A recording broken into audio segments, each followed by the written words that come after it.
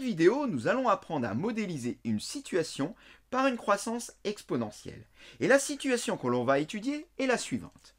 On nous dit que selon le mathématicien et économiste gallois Richard Price, emprunter un penny au taux d'intérêt annuel de 5% conduit à s'endetter de façon exponentielle.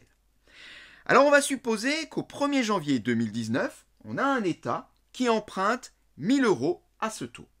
Et dans un premier temps, on va modéliser cette situation à l'aide d'une suite. La suite est définie de cette façon. On note UN, la dette, en janvier de l'année 2019 plus N. Ce qui signifie que U0 correspond donc à la dette en janvier de l'année 2019 plus 0, c'est-à-dire de l'année 2019. Dans la première question, justement, on nous demande 1 de déterminer U0, 2 de montrer que U1 est égal à 1050 et enfin de calculer U2. Pour déterminer U0, je l'ai dit juste avant, c'est assez facile. U0 correspond tout simplement à l'état de la dette en 2019. Alors ça c'est donné, eh bien au départ on emprunte 1000 €, cela signifie donc que U0 est égal à 1000. U1, bien U1 correspond à la dette à l'année 2020, c'est-à-dire 2019 plus 1. Or, on sait que le taux d'intérêt est de 5%, ce qui veut dire que la somme empruntée va augmenter de 5%.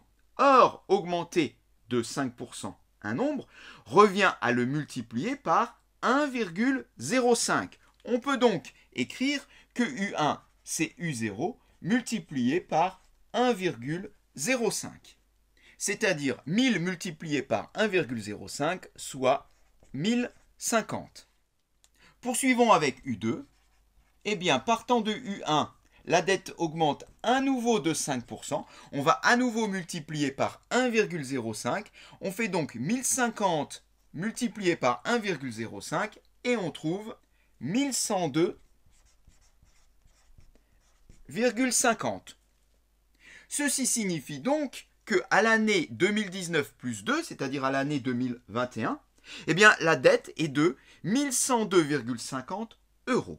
On peut poursuivre avec la question petit b, où on nous demande quelle est la nature de la suite UN, et ensuite de donner son terme général en fonction de n. On a remarqué que entre une année et la suivante, on multiplie à chaque fois par 1,05. Il s'agit là d'une suite géométrique. Ce coefficient multiplicateur, est appelé la raison de la suite.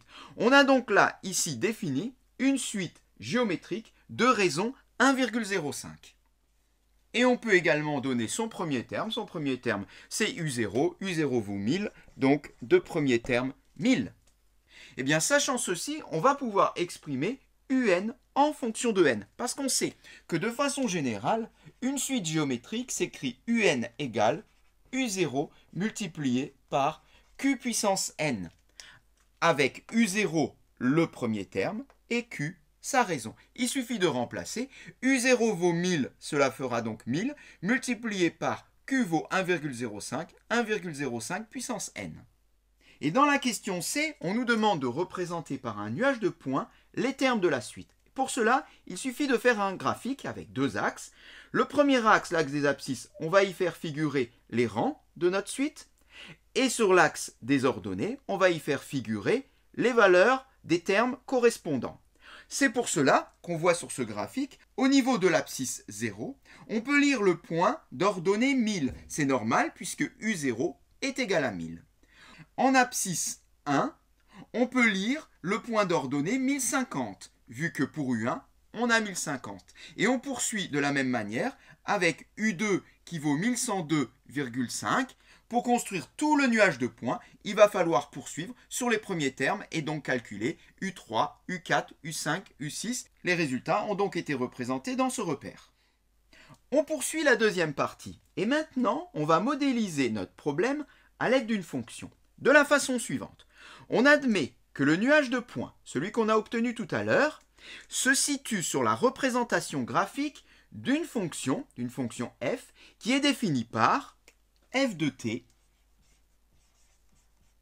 égale a multiplié par e de kt. l'objectif dans un premier temps est de déterminer A et K. De cette façon-là, on aura totalement déterminé notre fonction f. Alors, dans la première question, on nous demande de calculer f de 0. Alors, si je remplace, cela me donne A multiplié par E de K fois 0.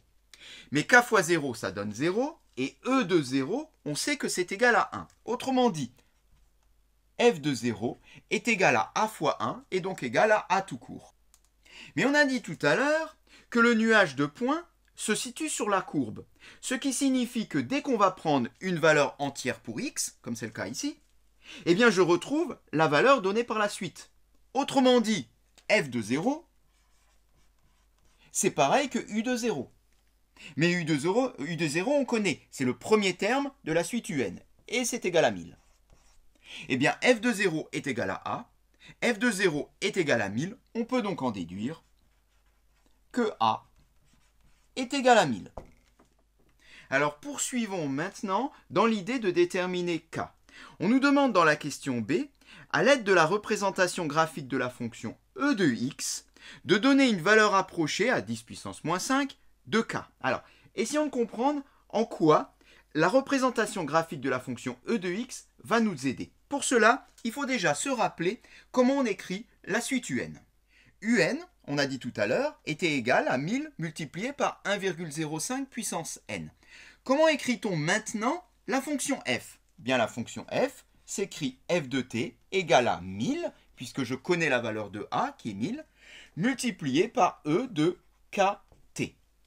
On va écrire autrement e de kt. On va écrire e de k exposant t, ce qui est la même chose. Du coup, quand on regarde ces deux expressions, on voit quand même des similitudes. Ici, donc, on a un avec pour variable n, qu'on retrouve ici en exposant. Là, on a notre fonction f avec pour variable t, qu'on retrouve ici en exposant. En fin de compte, qu'est-ce qui est différent dans ces deux expressions? Là, j'ai 1,05 et là, j'ai e de k. Au niveau des variables, il n'y a pas de problème. Effectivement, les variables ne sont pas les mêmes, mais ça, ce sont juste des conventions. On a l'habitude, pour des suites, d'utiliser la variable n, et pour des fonctions, d'utiliser la variable x ou la variable t. C'est le cas ici, puisque ça représente le temps. Mais on pourrait très bien écrire ici f de n égale à 1000 multiplié par e de k exposant n.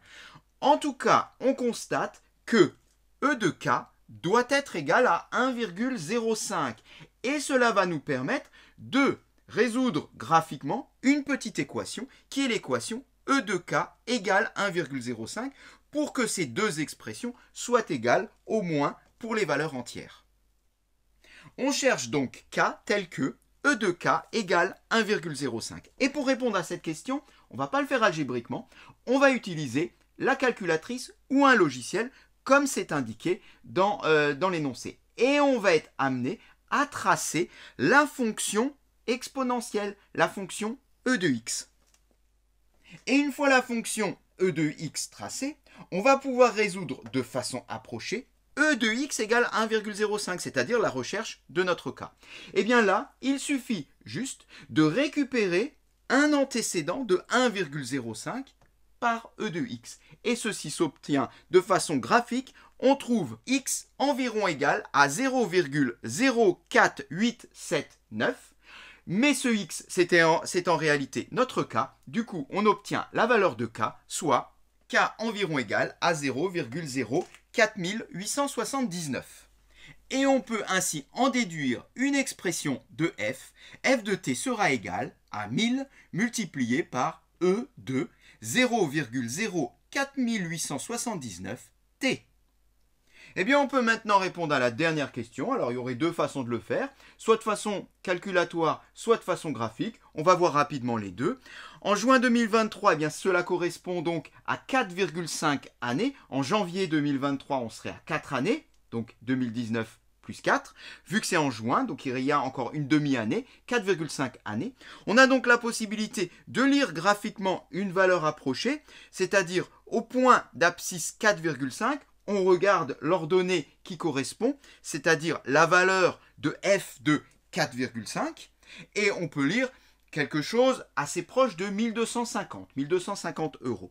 Si on veut l'effectuer par calcul, eh bien il suffit de remplacer ici t par 4,5 et d'effectuer 1000 multiplié par e de 0,04879 fois 4,5. Et on trouve environ 1245. En juin 2023, la dette sera environ égale à 1245 €. Merci d'avoir regardé cette vidéo et à bientôt.